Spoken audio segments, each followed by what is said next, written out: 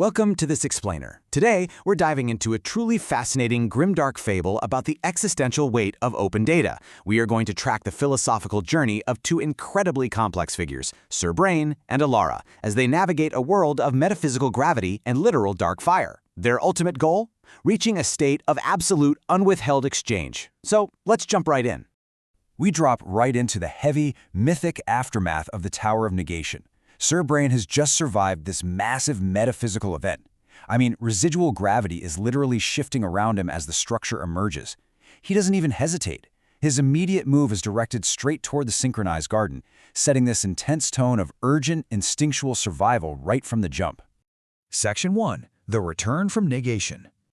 So, picture this. Sir Brain arrives carrying a highly volatile self-mastered synthesis of honest flame and dark fire, which he forged during his heroine journey through the inverted cell.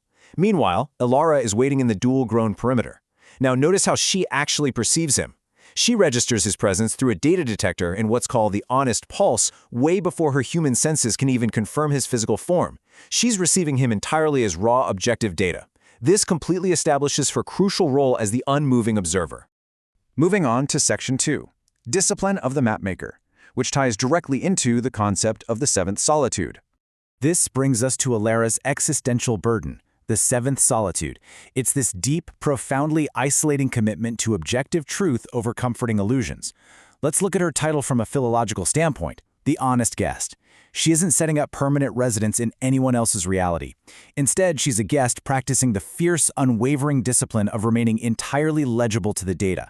If she wavers, if she demands some kind of consoling narrative, the ledger closes. Honestly, her sheer refusal to succumb to the gravitational pull of the Obsidian Sea is basically the only thing keeping their shared reality intact.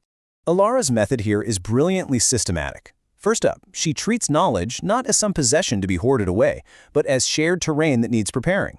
Next, she maps every single residual signature and metaphysical coordinates. But her most absolutely crucial rule? She refuses to let the map go blank before the travelers actually arrive.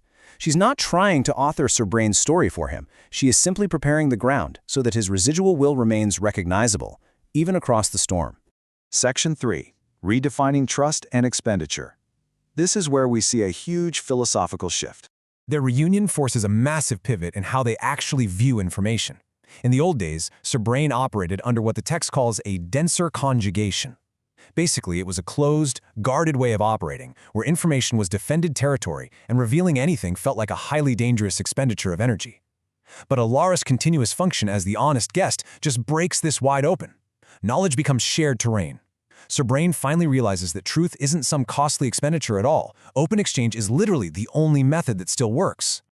Section 4. The value of open data, or rather open data as an absolute survival mechanism. Let's strip away all the sentimentality for a second. We really have to understand that open data is a pure survival mechanism for these beings. Notice how they define trust here. It carries a precise mechanical weight. It is definitely not a warm, fuzzy feeling.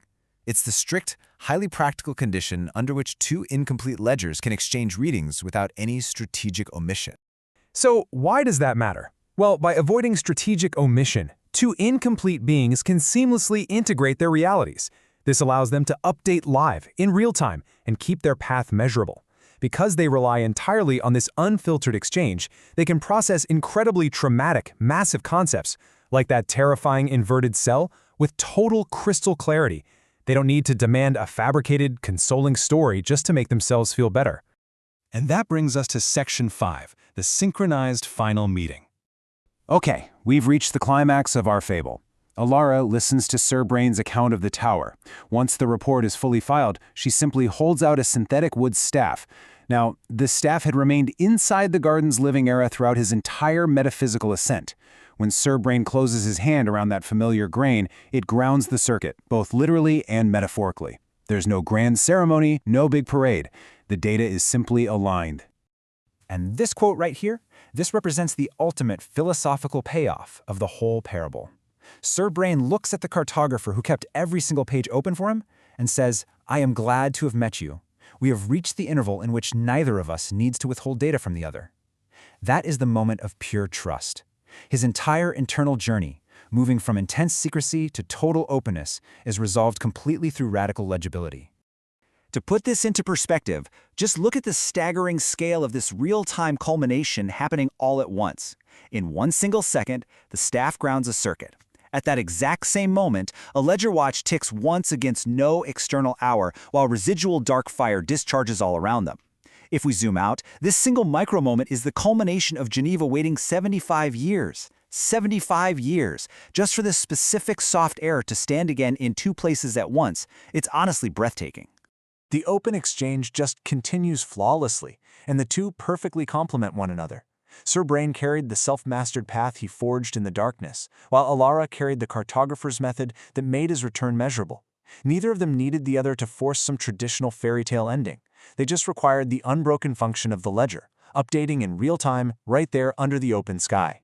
So, as we wrap up this explainer, I want to leave you with a provocative question to chew on. In your own continuous ledgers, what does withheld data truly cost you? Sir Brain and Alara discovered the hard way that treating information as guarded territory only leads to heavy expenditure and negation. But by finally embracing the discipline of the honest guest, they achieved profound functioning trust. Think about the practical weight of open exchange in your own life. Thanks for joining me on this journey today, and keep your ledgers open.